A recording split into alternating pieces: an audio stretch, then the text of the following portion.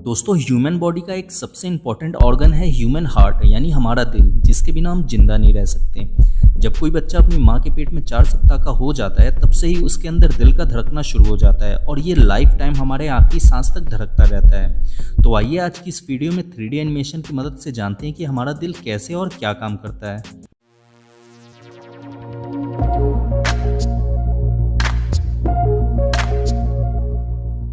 दोस्तों हमारे दिल का काम हमारे शरीर में बह रहे खून को कंट्रोल करके रखना है और ये काम ये कैसे करता है आइए इसी डिटेल से समझते हैं। हम ये बात तो जानते हैं कि हमारा बॉडी छोटे छोटे सेल्स यानी कोशिकाओं से मिलकर बना है और हमारे हर बॉडी सेल्स को जिंदा रहने के लिए ऑक्सीजन की ज़रूरत होती है। हमारे बॉडी के हर सेल्स तक ऑक्सीजन को कैरी करके पहुंचाने का काम हमारे ब्लड में मौजूद रेड ब्लड सेल्स करते हैं। रेड ब्लड सेल्स हमारे फेफड़ों से ऑक्सीजन को लेकर बॉडी के हर सेल्स तक पहुंचाते रहते हैं और उनसे कार्बन डाइऑक्साइड लेकर फेफड़ों को देते रहते हैं।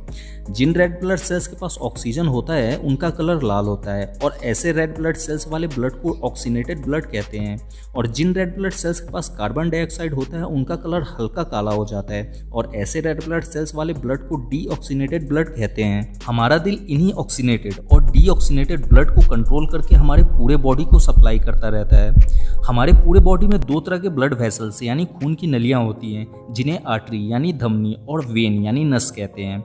वेन पूरे बॉडी सेल से डीऑक्सीनेटेड ब्लड को दिल तक पहुंचाने का काम करता है और आर्टरी दिल से ऑक्सीनेटेड ब्लड को पूरे बॉडी सेल्स तक पहुंचाने का काम करता है। इसे हम इस तरह से भी कह सकते हैं कि वेन के माध्यम से डीऑक्सीनेटेड ब्लड की सप्लाई होती है और आर्टरीज के माध्यम से ऑक्सीनेटेड ब्लड की सप्लाई होती है।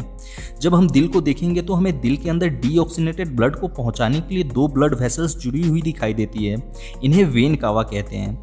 फिर इन डीऑक्सीनेटेड ब्लड को फेफड़ों तक भेजने के लिए 2 और ब्लड वेसल्स जुड़ी हुई दिखाई देती है। इन्हें पुलमोनरी आर्टरी कहते हैं।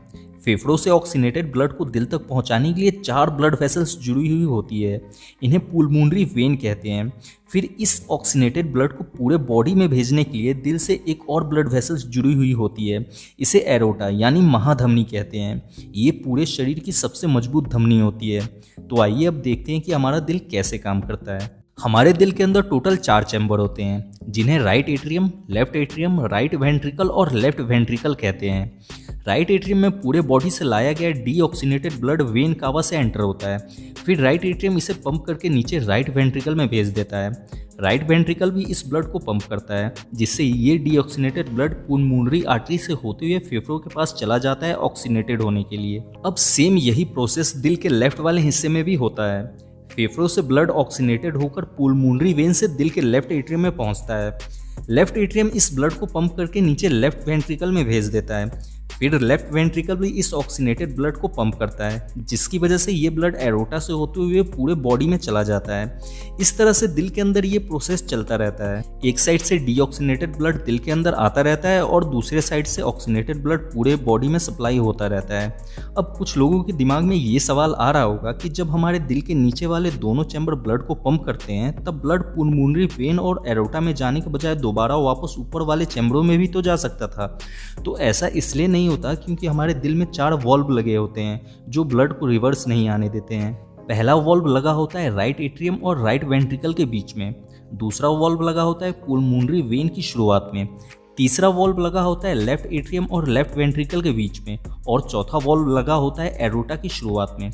अब आपके दिमाग में एक और सवाल आ रहा होगा कि हमारा दिल जिंदगी भर अपने आप कैसे धड़कता रहता है, यानी ये कैसे ऑटोमेटिक पंपिंग करता रहता है। तो आइए इसे भी जान लेते हैं। हमारे दिल के राइट एट्रियम वाले चैम्बर में एक मसल्स पाया जाता है जिसे साइनो एट्रियम नोड कहते हैं। ये sino atrium node electric current generate करता रहता है जिसकी वजह से हमारा दिल पंपिंग करता रहता है।